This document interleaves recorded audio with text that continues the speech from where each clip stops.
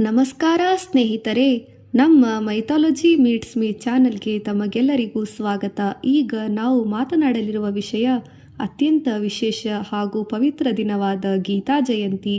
ಈ ದಿನ 1ನೇ ಡಿಸೆಂಬರ್ 2025ರಂದು ಆಚರಿಸಲಾಗುತ್ತದೆ.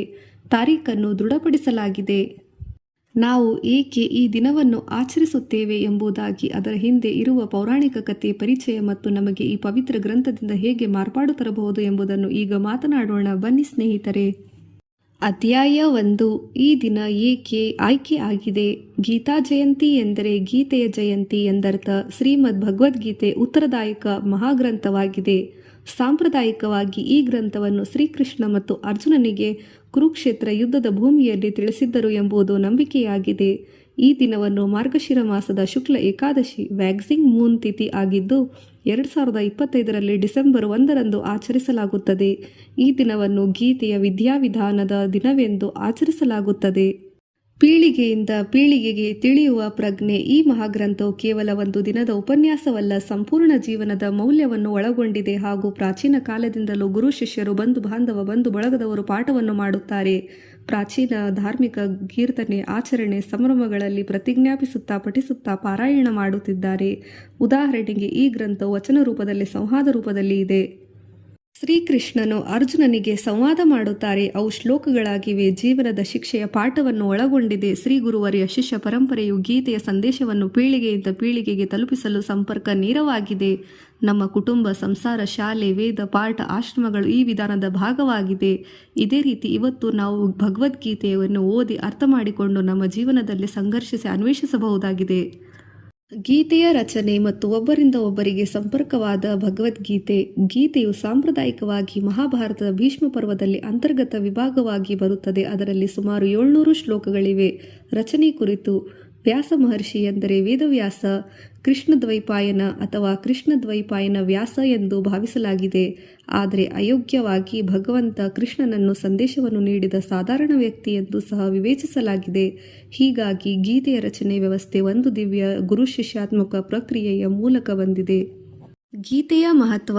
ಭಗವದ್ಗೀತೆ ಕೇವಲ ಧಾರ್ಮಿಕ ಗ್ರಂಥವಲ್ಲ, ಜೀವನದಲ್ಲಿ ಮಾನವನಿಗೆ ಮಾರ್ಗದರ್ಶಿಯಾಗಿದೆ. ಅದು ನಮಗೆ ತಿಳಿಸುತ್ತದೆ ಧರ್ಮ, ನೀತಿ, ಕರ್ತವ್ಯ ಎಂಬುದು ನಮ್ಮ ಜೀವನದಲ್ಲಿ ಆಧಾರ ಕೇಂದ್ರವಾಗಿದೆ. ಕರ್ತವ್ಯವನ್ನು ಯಾವುದೇ ಆಸೆಗಳಿಲ್ಲದೆ ನಿಸ್ವಾರ್ಥ ನಿಷ್ಕಾಮ ಕರ್ಮದ ಆಚರಣೆ, ಕರ್ಮಯೋಗ ಹೇಗಿರಬೇಕು ಎಂಬುದನ್ನು ವಿವರಿಸಲಾಗಿದೆ. ಜ್ಞಾನಯೋಗ ಮತ್ತು ಭಕ್ತಿಯೋಗ ತಿಳುವಳಿಕೆ ಹಾಗೂ ಭಕ್ತಿ ಪ್ರೇಮದ ಆದ್ಯತೆ ನೀಡಲಾಗಿದೆ. ಆತ್ಮ ಮತ್ತು ಪರಮಾತ್ಮನ ಯಥಾರ್ಥ ಸ್ವರೂಪ ವ್ಯತ್ಯಾಸ. ಅಂತರಂಗದಲ್ಲಿನ ಸಂವಾದ.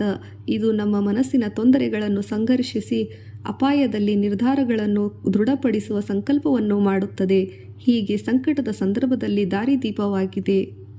ಗೀತೆಯೊಳಗಿನ ಸಂಗ್ರಹ. ಗೀತೆಯು 18 ಅಧ್ಯಾಯಗಳುಳ್ಳ ಗ್ರಂಥ. ಶ್ಲೋಕದ ಗಣನೆಯಲ್ಲಿ 700ಕ್ಕೂ ಹೆಚ್ಚು ಇದೆ.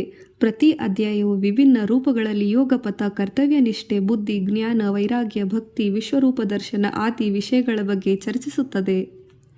ಉದಾಹರಣೆಗೆ ಮೊದಲ ಅಧ್ಯಾಯ ಅರ್ಜುನ ವಿಷಾದಯೋಗ ಎಂದು ಕರೆಯಲಾಗಿದೆ. ಅರ್ಜುನನ ಮನಃಶಾಂತಿಯ ಕೊರತೆ, ಸಂಶಯ, ಸಂದೇಹಗಳನ್ನು ದೂರ ಮಾಡುತ್ತದೆ. ಮಧ್ಯದಲ್ಲಿ ಕರ್ತವ್ಯದ ಪ್ರಜ್ಞೆ ಕುರಿತು ಸಂಪೂರ್ಣ ಮಾಹಿತಿ ಕರ್ಮಯೋಗದಲ್ಲಿ ಇದೆ. ನಂತರ ವಿಶ್ವರೂಪ ದಿವ್ಯ ಪ್ರದರ್ಶನವಾದದ್ದು ಶ್ರೀಕೃಷ್ಣನ ವಿಶ್ವರೂಪ ದಿವ್ಯ ಮಹತ್ವವನ್ನು ಸಾರಿದೆ. ಕೊನೆಯದಲ್ಲಿ ಹಿಂದೂ ಯೋಗ, ಸನಾತನ, ಸನ್ಯಾಸ, ಸಂಯುಕ್ತ ಕರ್ಮದ ಬಗ್ಗೆ ವಿಶೇಷ ಮಾಹಿತಿ ದೊರೆಯುತ್ತದೆ. ಈ ರೀತಿಯ ವಿಷಯಗಳು ಗೀತೆಯಲ್ಲಿ ಒಳಗೊಂಡಿದೆ. ಆದುದರಿಂದ ಪ್ರತಿಯೊಬ್ಬರ ಜೀವನದಲ್ಲಿಯೂ ಅನ್ವಯಿಸುತ್ತದೆ. ಗೀತೆಯಿಂದ ನಮಗೆ ಆಗುವ ಪರಿವರ್ತನೆ. ನಾವು ಗೀತೆಯಲ್ಲಿ ಸಂದೇಶಗಳನ್ನು ನಮ್ಮ ಜೀವನದಲ್ಲಿ ಅನುಷ್ಠಾನ ಮಾಡಿದಾಗ ಕೆಲವು ಮಹತ್ವದ ಪರಿವರ್ತನೆಯನ್ನು ಸಂಭವಿಸಬಹುದಾಗಿದೆ. ಇಚ್ಛೆಗಳು ಮುಗಿದಾಗ ಫಲದ ಕಾಮನೆ, ಕಾಮ, ಲಾಭ, ಮೋಹ, ಭಯದಿಂದ ಮುಕ್ತ ಸಿಗುತ್ತದೆ. ಜೀವನದಲ್ಲಿ ನಿರ್ಧಾರಗಳಿಗೆ ಸ್ಪಷ್ಟತೆ, ಕರ್ತವ್ಯ ಪ್ರಜ್ಞೆ, ನಿಷ್ಠೆ, ಶ್ರದ್ಧೆಯ ಮಹತ್ವ. ಭಯ, ಕೋಪ, ಪ್ರೇಮ, ಅಹಂಕಾರ ಮುಂತಾದ ಬಗೆಗಿನ ಅಜ್ಞಾನದ ಮೂಲ ಕಾರಣ ಅಳವಡಿಕೆಗಳು. ಮನಸ್ಸಿನ ಶಾಂತಿ, ಸಮತೋಲನ, ಆತ್ಮಜ್ಞಾನ.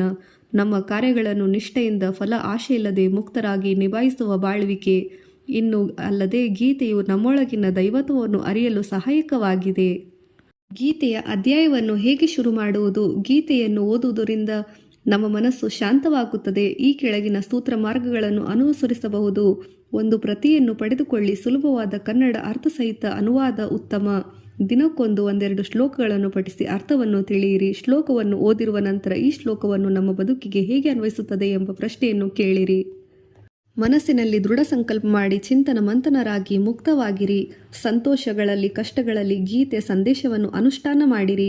ಧ್ಯಾನ, ಜಪ, ಭಕ್ತಿ, ಜ್ಞಾನ ಮತ್ತು ಕರ್ಮಯೋಗಗಳಲ್ಲಿ ಸಮತೋಲನ ಬದಲಾಯಿಸಿ ಪ್ರತಿದಿನ ಮತ್ತು ಸಾಪ್ತಾಹಿಕವಾಗಿ ಅಧ್ಯಯನ ಪೂರ್ಣ ಮಾಡಿ ಸಮಯ ನಿಗದಿ ಮಾಡಿಕೊಳ್ಳಿ. ಭಗವದ್ಗೀತೆಗೆ ಸಮಯ ಕೊಡಿ.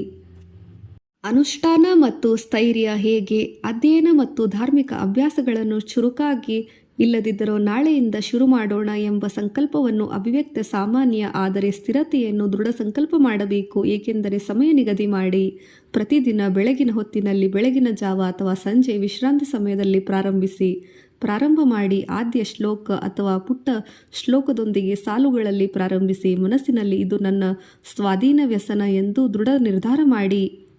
ಗೆಳೆಯರೇ, ಕುಟುಂಬದ ಸದಸ್ಯರೊಂದಿಗೆ ಅಥವಾ ವ್ಯಕ್ತಿಗತವಾಗಿ ಒಟ್ಟಾಗಿ ಓದಲು ಮಾತುಕತೆ ಮಾಡಿಕೊಳ್ಳಿ. ಪ್ರಗತಿಯನ್ನು ಮೆಚ್ಚಿಕೊಳ್ಳಿ. ಒಂದು ಅಧ್ಯಾಯ ಮುಗಿಸಿದಾಗ ಸಂಭ್ರಮ ಸಣ್ಣದಾಗಿ ಮಾಡಿ. ನಿಮ್ಮ ಜೀವನದಲ್ಲಿ ರಾಷ್ಟ್ರಮಟ್ಟದ ಗುರಿ ಇರಲಿ. ನಾನು ಗೀತೆ ಸಂದೇಶವನ್ನು ಪಾಲಿಸುತ್ತೇನೆ ಎಂಬ ಉದ್ದೇಶ ಇರಲಿ. ಒಟ್ಟಿಗೆ ನೋಡಿದಾಗ ಗೀತಾ ಜಯಂತಿ ನಮಗೆ ಅಂತರಂಗದ ಜೀವನವನ್ನು ಪರಿಗಣಿಸಲು ಸಹಾಯಕವಾಗಿದೆ. ಜೀವನದ ಸಂಕಷ್ಟಗಳನ್ನು ದೂರ ಮಾಡಲು ದಾರಿದೀಪವಾಗಿದೆ. ಧನ್ಯವಾದಗಳು.